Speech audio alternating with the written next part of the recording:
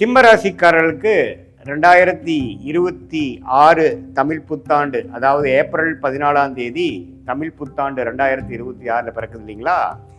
அந்த தமிழ் புத்தாண்டு எத்தகைய ஒரு ஆண்டாக சிம்மராசிக்காரர்களுக்கு இருக்க போகுதுன்னு பார்க்குறோம். அதாவது ஏப்ரல் 14லேருந்து 13 ஏப்ரல் 2027, 26 ஏப்ரல்லேருந்து 27 ஏப்ரல் வரைக்கும் இருக்கக்கூடிய அந்த ஒரு வருட காலம் சிம்மராசிக்காரர்களுக்கு எப்படி இருக்க போகுதுங்கிறது சயின்டிஃபிக் வேதிக் அஸ்ட்ராலஜி முறையில் துல்லியமான பலன்கள், எதையும் அதிகம் மிகைப்படுத்தாமல், பரிகாரங்கள் அது மாதிரி விஷயத்தில் மூட நம்பிக்கைக்குள்ள போகாமல் உள்ளது உள்ளவாறு எப்படி ஒளி தத்துவம் நம்மளுடைய கர்ம பலனை இந்த வாழ்க்கையில் இந்த குரு பயிற்சி, சனி பயிற்சி, ராகு கேது பயிற்சி, இந்த ஆண்டு கிரகத்தின் சஞ்சாரம் வைத்து இந்த சிம்மராசிக்கு எத்தகைய ஒரு தாக்கத்தை வாழ்க்கையில் எந்த திசையில் சில திருப்பத்தை கொடுக்க போகிறார், எது மாதிரி வாழ்க்கை சம்பவங்களை நம்ம எதிர்பார்க்கலாம் அப்படிங்கிறத நம்ம கொஞ்சம் துல்லியமாக பார்க்க போகிறோம். இப்போ பாருங்கள், சிம்மராசிக்கு 8ஆம் இடத்திலே சனி இருந்து அஷ்டம சனி என்று சொல்லப்படுகிற விஷயம் இருக்கவே நமக்கு தமிழ் புத்தாண்டு பிறக்குது.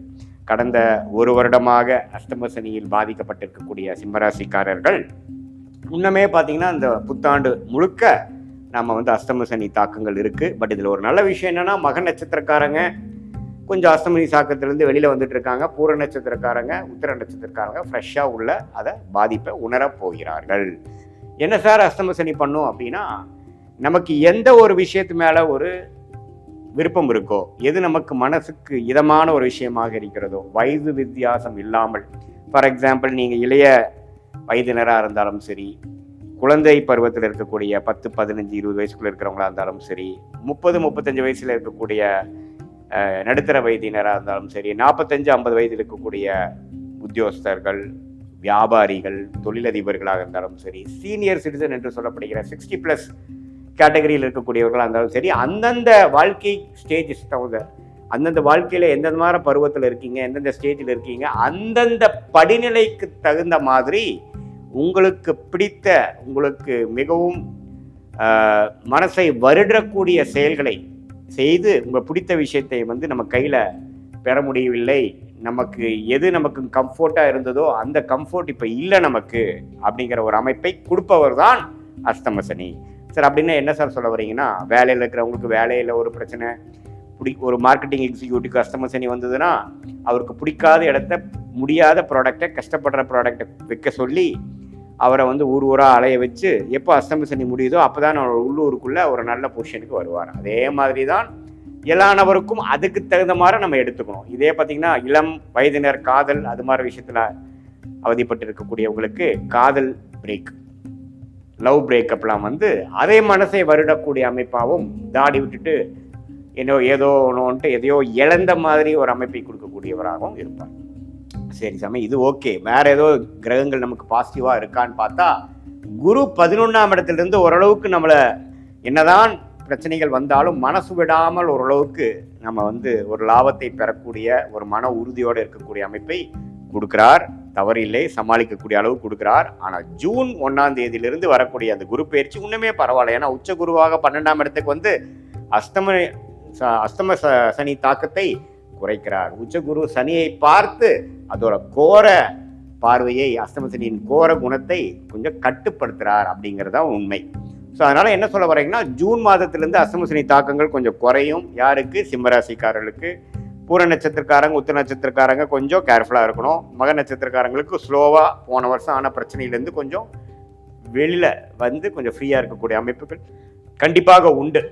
ஸோ இது மாதிரி ஒரு அமைப்பு இருக்கிறத பார்த்தீங்கன்னா, இந்த குரு 11ஆம் இடத்திலிருந்து 12க்கு வந்தாலும் சனியை பார்த்து திருட்பலம் கொடுப்பதனால அஷ்டம சனி கண்ட்ரோலுக்கு வருது. அதே சமயத்தில் ராசிக்குள்ள கேது, 7ஆம் இடத்துல ராகு. ஸோ இது பாருங்க, ஜூன் மாதத்துலேருந்து வர டிசம்பர் 6 வரைக்கும் பார்த்தீங்கன்னா ராகு கேதுகளும் ராசிக்குள்ளே இருக்கும் பொழுது மனக்குழப்பம், குடும்பத்தில் நிம்மதி இல்லை, குடும்பத்தில் நல்ல ஒரு குவாலிட்டியான டைம் ஸ்பெண்ட் பண்ண முடியல, அறக்க பறக்க சுற்றிட்டு இருக்கிற மாதிரி இருக்குது, யாருக்கிட்டையுமே நட்புறவு கொண்டாட முடியல, எல்லாமே பார்த்தீங்கன்னா கொஞ்சம் வேகமாக போகக்கூடிய அமைப்பு, எதுவுமே நம்ம கையில் இல்லை, நம்ம கண்ட்ரோல் இல்லை, ஏதோ ஒன்று நமக்கு விரும்ப விஷயத்தை தேடிட்டே இருக்கமே ஒழிய அது கிடைக்கிற பாடு இல்லைங்கிற மாதிரி வேலை, தொழில், உறவு, உடல்நிலை, இது மாதிரி எல்லா விஷயங்களும் கொஞ்சம் கேர்ஃபுல்லாக இருக்கணும். திருப்திகரமாக இல்லாத நிலைக்கு ஒரு படி பெட்டராகவும் இருக்கும். அதாவது ரொம்ப திருப்தியாக இருக்காது.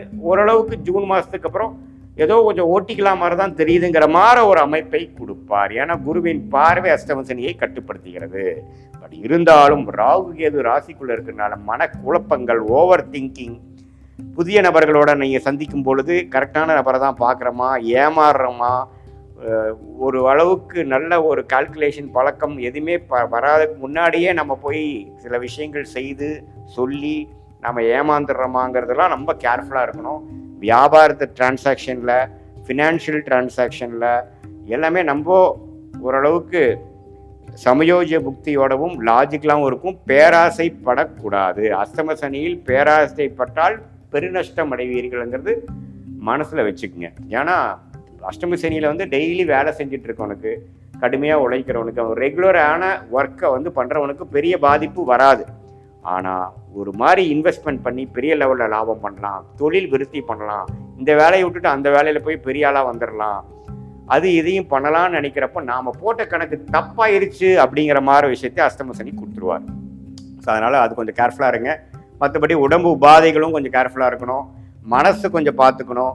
நல்ல நண்பர்கள்லாம் உங்களை கைவிடுறாங்க, எதுவுமே நமக்கு எதிராக போயிடுச்சுங்கிற மாதிரி மனம் கொஞ்சம் ஒரு மாதிரி வருத்த அடையக்கூடிய அமைப்புகள் இருக்குது. நிறைய பேர் பார்த்திங்கன்னா இந்த சோஷியல் மீடியா, வாட்ஸ்அப்பு அதுலலாம் இருக்கிறவங்கள அந்த அஷ்டம சனியில் விலகி போயிடுவாங்க. கொஞ்சம் வந்து என்னப்பா 2 வருஷம் நீ ஆளே காணாங்கிற மாதிரி இருக்கும். அப்புறம் தான் அஷ்டம சனி முடிஞ்சதுக்கப்புறம் தான் இந்த தமிழ் புத்தாண்டுக்கு அப்புறம் தான் அவங்க நார்மல் சோஷியல் லைஃப்குள்ளே வரக்கூடிய அமைப்புகள்லாம் இருக்குது. நம்ம பயப்பட வேண்டாம். இதில் ஒரே விஷயம் நோட் பண்ணிக்கிறது, பேராசைப்படக்கூடாது, பெரிய முயற்சி எடுக்கக்கூடாது. என்ன போயிட்டு இருக்குதோ அதையே நடத்திட்டு இருக்கணும். புதுசாக வந்து அதை மாற்றி இதை மாற்றி இந்த ஒரு வருஷத்தில் சில சாதிச்சிட்றேன் அப்படின்னு பண்ணாமல் கடினமான உழைப்பு, டிசிப்ளின், ஒழுக்கமான ஒரு முறை, அதே சமயத்தில் நேர்த்தியான சிந்தனை, இந்த 3ம் இருக்கும் பொழுது அஷ்டம சனி பெரிய தாக்குதலை கொடுத்து விடாதுங்கிறது நீங்கள் தெரிஞ்சுக்கணும். இது பொதுவான பலனை தவிர உங்களுடைய ஜென்ம ஜாதகத்தில் வரக்கூடிய பிறந்த தேதி, பிறந்த நேரம், பிறந்த உருவத்தி வைத்து வரக்கூடிய ஜாதகத்தை போட்டு திருக்கணித பஞ்சாங்க பிரகாரம் போட்டு அதில் என்ன தசாபுக்திகள் வருகிறதுங்கிறதை பார்த்து தசைகள் கொஞ்சம் நல்ல தசைகளாக இருக்கும் பொழுது அஷ்டம சனி தாக்கங்கள் சில குறைவாகவும், நல்ல தசைகளாக இல்லாமல் மிகவும் சுமாரான தசைகளாகவும் பிரச்சனைக்குரிய தசைகள் போய்கிட்டு இருக்கும் பொழுது அஷ்டம சனி தாக்கங்கள் ஒன்றுமே கொஞ்சம் கடினமாகவும் இருக்கும் என்பதை நீங்கள் தெரிந்து கொள்ள வேண்டும்.